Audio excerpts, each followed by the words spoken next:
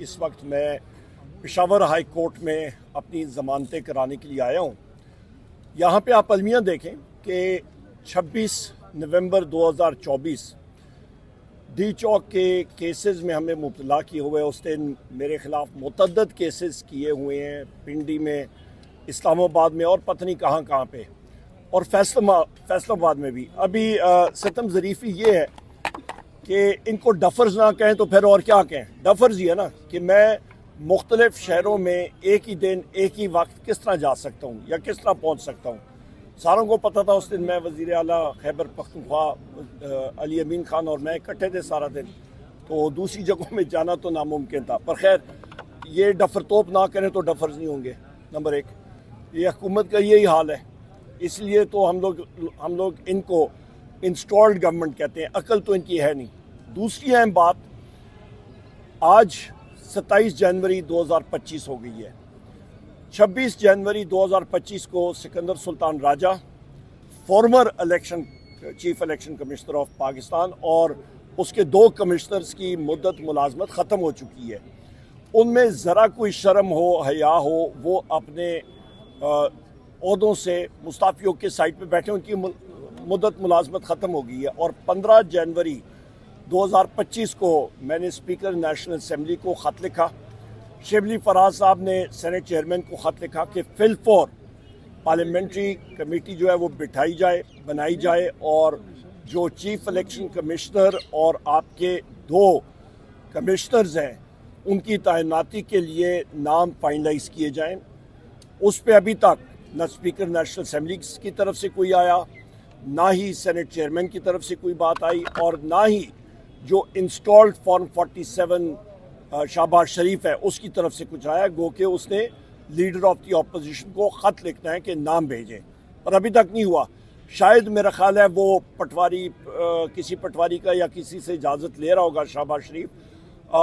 इस इंस्टॉल्ड हुकूमत की तो हालत ये है कि हमारी जिस वक्त नेगोशिएशंस कमेटी बैठी थी तो उसका जो एलामिया जारी हुआ था, तो हुकूमती टीम ने यह बात कही थी कि पाकिस्तान तहरीक इंसाफ और अपोजिशन पार्टी के मेंबरान के साथ हम लोग बिल्कुल मुत्तफ़िक हैं और तायद करते हैं कि इनकी मुलाकात अनमॉनिटर्ड इन्वायरमेंट में, माहौल में वज़ीर-ए-आज़म इमरान खान साहब से होनी चाहिए, और हम लोग फिल फॉर कराएंगे।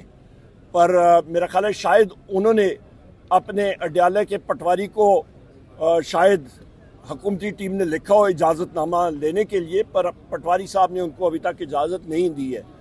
और ये फिर कहते हैं कि जी हम लोग डिसीजन मेकर हैं। और भाई कई के तो मुलाकात एक अनमॉनिटर्ड इन्वायरमेंट में नहीं कर सकते हो, बाकी क्या चीज़ें करनी है। और उसके फ़ौरन बाद इन्होंने हमारे जो नेगोशिएशंस कमेटी के बहुत अहम रुकन हैं, सुन्नी इत्तेहाद काउंसिल के चेयरमैन जनाब साहिबजादा हामिद रज़ा साहब, उनके मदरसे के ऊपर रेड किया, उनको अरेस्ट करने की कोशिश की। अल्हम्दुलिल्लाह वो निकल आए वहाँ से, और इस तनाज़र में हमने बिल्कुल अपनी नेगोशिएशंस कट ऑफ कर दी थी, क्योंकि उन्होंने जो कमीशंस हैं उनको भी नहीं बनाया। तो लिहाजा 28 तारीख जो स्पीकर नेशनल असम्बली ने बुलाई है नेगोशिएशन कमेटी, उसमें पाकिस्तान तहरीक इंसाफ या अपोजिशन की पार्टियां हिस्सा नहीं लेंगी।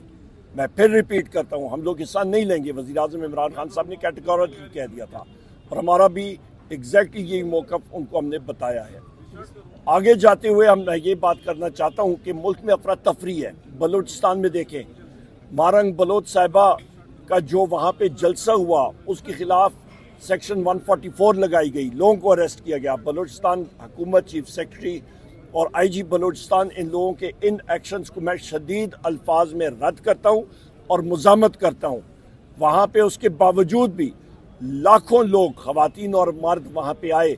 होश के नाखून लेने चाहिए।